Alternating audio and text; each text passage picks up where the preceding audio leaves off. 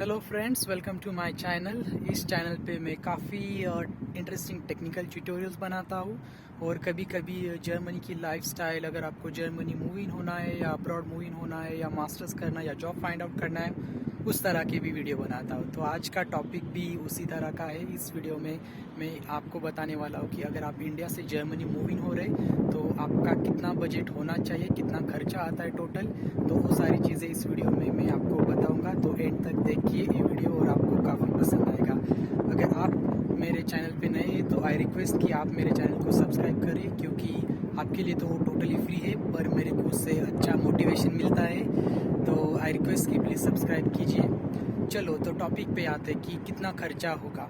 तो मैं पूरा खर्चा आपको इस तरह से बताऊंगा कि आपका वीज़ा का इश्यूएंस का पूरा खर्चा, आप इधर आ रहे हैं तो आपका ट्रैवल का खर्चा, आप यहाँ पे आने के बाद आपको अकोमोडेशन देखना पड़ेगा, उसका भी मैं आपको टोटल कॉस्ट बताऊंगा, और सारा मिला के पूरा कितना होता है वो अमाउंट मैं आपको एंड में बताऊंगा, क्योंकि सारी चीज़ों की हम समेशन करेंगे और फिर बाद में एंड में आपको पता चलेगा कि अगर आप ट्रैवल कर रहे हैं इंडिया टू जर्मनी तो कितना आपका बजट होना चाहिए, और उस तरह से आप प्लान करें कि आप मे बी आपका फॉरेक्स कार्ड ले उसमें अमाउंट डाले, या मे बी आपका बैंक का multi currency card, what ever you want, आप उस तरह से आपका बजट प्लान कर सकते हैं। ठीक है, तो वीज़ा इशुएंस का अगर आप वीएफएस से वीज़ा इशू कर रहे हैं, और वीएफएस से करना पड़ता है, दूसरा कोई ऑप्शन भी नहीं है।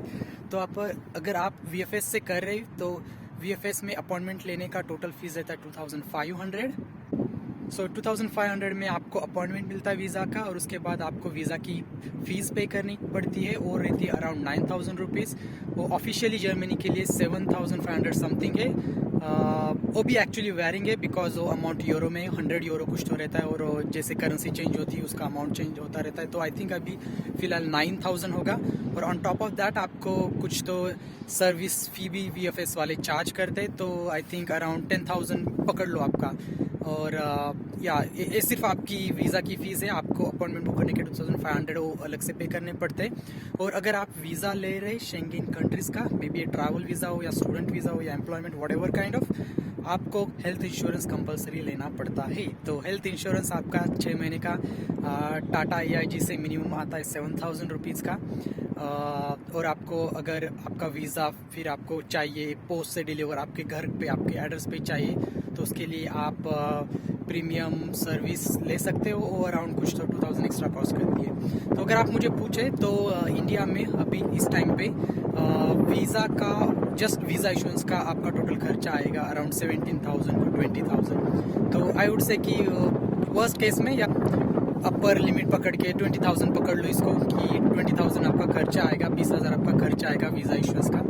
उसके बाद आते हैं आपके ट्रैवल टिकट्स, फ़्लाइट के टिकट्स का कॉस्ट कितना आता है। तो फ़्लाइट के टिकट्स अगर आप जल्दी बुक करें 1 महीना या 1.5 महीना पहले, तो आपको सस्ते मिलेंगे।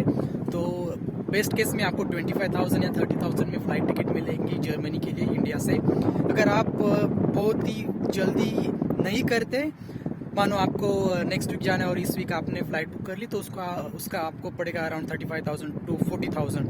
तो 40000 आपका फ़्लाइट टिकट पड़ेगा वन वे। तो वो हो गया आपका ट्रैवल का। अभी तक आपका हो गया वीज़ा इशुएंस का 20000 और फ्लाइट टिकट का 40000 पकड़ लो, तो अराउंड 60000 हो गया है अभी तक। अब बात करते हैं जब आप यहाँ पे आते हो तो आपको अकोमोडेशन नेसेसरी है। ओके, तो इसमें 2 सिनारियोज डिस्कस करेंगे। लेट्स से कि आपको अकोमोडेशन मिल गया, आपको अपार्टमेंट मिल गया है, तो उस केस में कितना खर्चा रहेगा, और दूसरे केस में जो कोई नहीं चाहता, बट लेट्स से कि आपको अपार्टमेंट नहीं मिल गया और आप होटल में स्टे कर रहे हैं कुछ दिनों के लिए, तो उसका खर्चा कितना रहेगा। तो वो दोनों मैं आपको बताता हूँ, क्योंकि मैंने दोनों एक्सपीरियंस किए हैं। तो आप जब यहाँ पे आते हो तो आपको अपार्टमेंट अगर मिलता है तो अच्छी बात है। तो अपार्टमेंट के लिए आपको 3 महीने का रेंट एज अ डिपॉजिट देना पड़ता है। तो मानो कि आपका एवरेज पकड़ लेते रेंट यहाँ पे 500 चल रहा है, तो 500 अगर आपका रेंट है तो आपको 500 प्लस आपका 3 महीने का रेंट एज अ डिपॉजिट, तो वो हो गया 500 टू 3 1500, और आपके फर्स्ट महीने का रेंट हो गया आपका 500 ऑन टॉप ऑफ आपका 1500 जो हो गया था। तो टोटल ये मिला के आता है 2000 यूरो। सो 2000 यूरो अगर आप कन्वर्ट करो INR में, तो आई थिंक वो आपके अराउंड 2 लाख या 2 लाख के अब हो जाएगा कुछ तो। सिडनी में अपार्टमेंट मिलना काफ़ी डिफ़िकल्ट है, जल्दी से मिलते नहीं है। तो कोई मान के पकड़ो कि अगर आपको इससे कम मिलता है तो अच्छी बात है, पर मैंने जो 500 का बताया वो एवरेज अमाउंट है यहाँ पे रेंट की। तो आपको 500 इज़ एवरेज अमाउंट, और 500 से आपको 2000 यूरो, तो अराउंड 2 लाख का आपका खर्चा पड़ेगा just for the accommodation. Okay, अगर आपको अकोमोडेशन नहीं मिलता और आप होटल में स्टे कर रहे हो तो वो आपको ज़्यादा कॉस्ट करेगा इस चीज़ से। तो आई वुड से कि कुछ भी करके अकोमोडेशन फाइंड आउट कर लो बिफोर यू कम हियर, क्योंकि होटल में स्टे करना इज़ नॉट वर्थ। जब मैं आया था तो मैं अराउंड 2 वीक के लिए होटल में स्टे किया था मैंने, तो वो मुझे कॉस्ट किया around 400 euro. You convert that to INR, वो बनता है कुछ तो 40,000 या 30,000, कुछ तो इसके लगभग ही बनेगा वो। तो उतना मैंने पे किया था जस्ट फॉर 2 वीक्स।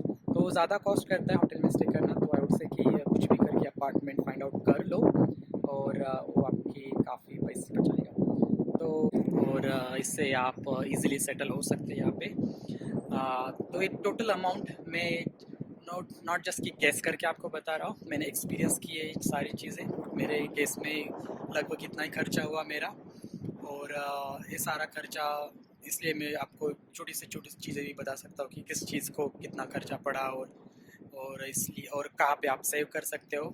इसलिए मैंने बोला कि आप अपार्टमेंट फाइंड आउट कर लो, क्योंकि होटल में स्टे करना बहुत ज़्यादा कॉस्ट करता है।